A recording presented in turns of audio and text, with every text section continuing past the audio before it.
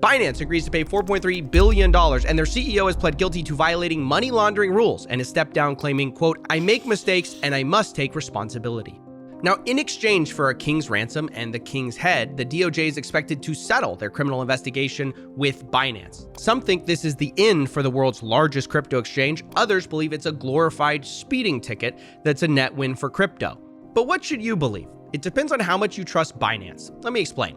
First, context. For the past year, there's been criminal and civil investigations into Binance, with the SEC, DOJ, and CFTC all investigating accusations of Binance accepting US investors while not being regulated, and then trying to hide that fact. Why would they do that? Well, according to their CEO, Changpeng Zhao, who I'll be calling CZ, quote, "If we blocked US users from day one, Binance will not be as big as we are today. It's better to ask for forgiveness than permission." So, money is the answer to why they did something illegal. It's always the answer, right?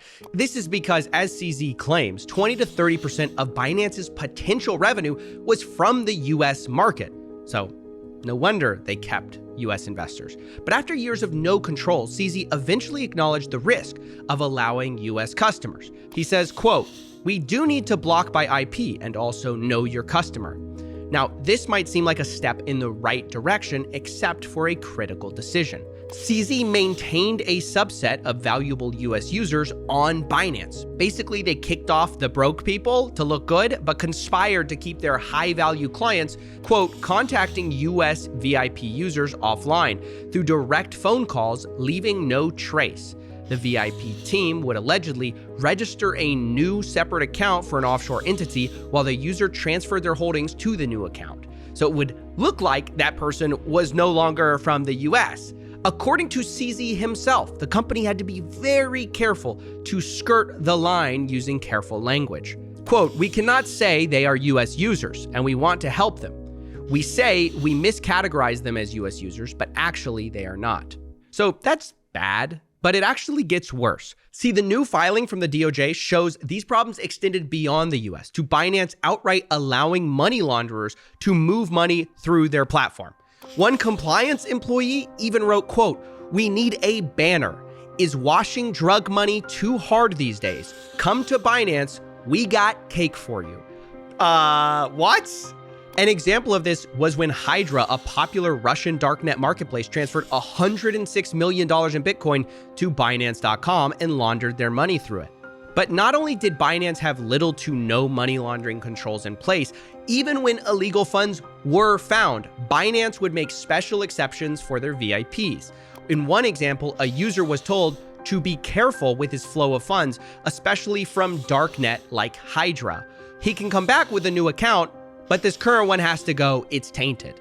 But what is the point of flagging money laundering if you're just gonna tell the guy to start a new account and try harder next time to not get caught? And I bring these issues up not just because they're pertinent to the settlement, which they are, but also because these issues demonstrate a problem Binance might have moving forward. Setting aside for a moment this $4.3 billion fine, part of this agreement is the expectation Binance is gonna stop these illegal activities, clean up their act, have an independence compliance monitor for 3 years. But you have to ask yourself, was Binance so large and attractive to crypto people in spite of its loose money laundering controls, offshore unregulated status, or was it because of it? What percentage of Binance's revenue vanishes overnight with increased scrutiny?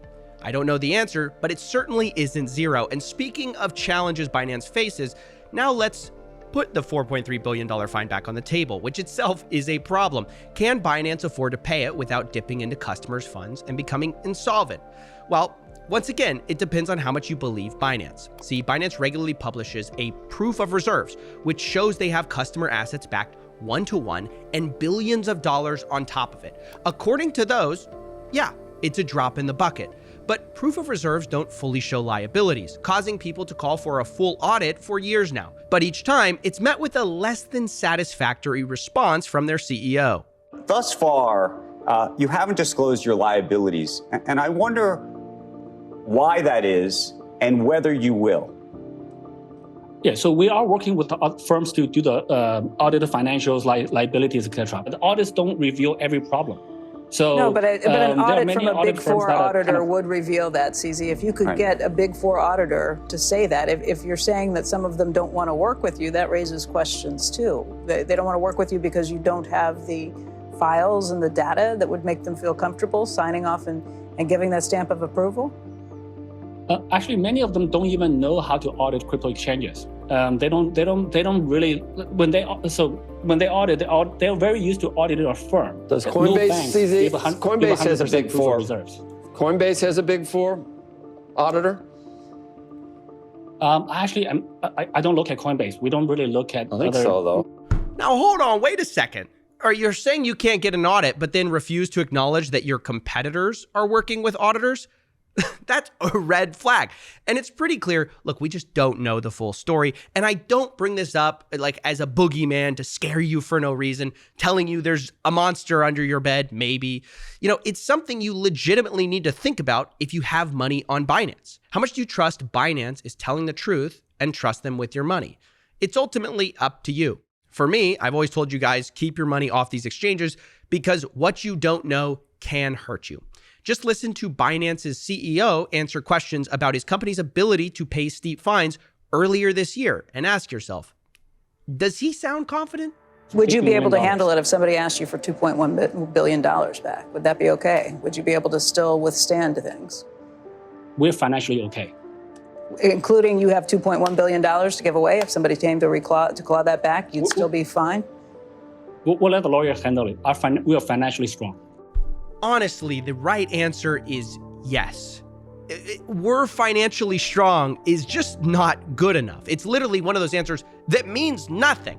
And by the way, the real fine is double that. So especially in light of that large layoffs at the company earlier this year, I'm personally not optimistic about Binance's future. Although, as I said, without a more detailed look at their finances, maybe from an auditor, we can't know for sure. But whether or not you're personally optimistic or pessimistic, I think there's one thing we can all come together and learn from on this story. Questions, concern, skepticism of a company, it's not FUD, it's basic due diligence, and the crypto industry has a troubling trend of pretending otherwise. Earlier this year, CZ started dismissing FUD, fake news, attacks, with the number 4. Like, he would just post pictures of himself whenever there were problems at Binance and just do this, as if it magically warded off problems. So to see that same guy less than 12 months later pleading guilty to charges, it has a level of embarrassment that I've almost never seen before. I say almost because technically I saw this piece of media on the most humble billionaire the day before that, from the same guy who also made the Sam Bankman-Fried puff piece. And it's definitely worse than this. So as we put CZ on the wall of shame, joining many other crypto people, I want to leave you with this wonderful piece of cringe. And as always, thanks for watching. Hey, this is the richest guy in the world from crypto, and you don't even know him. Hi, my name is CZ.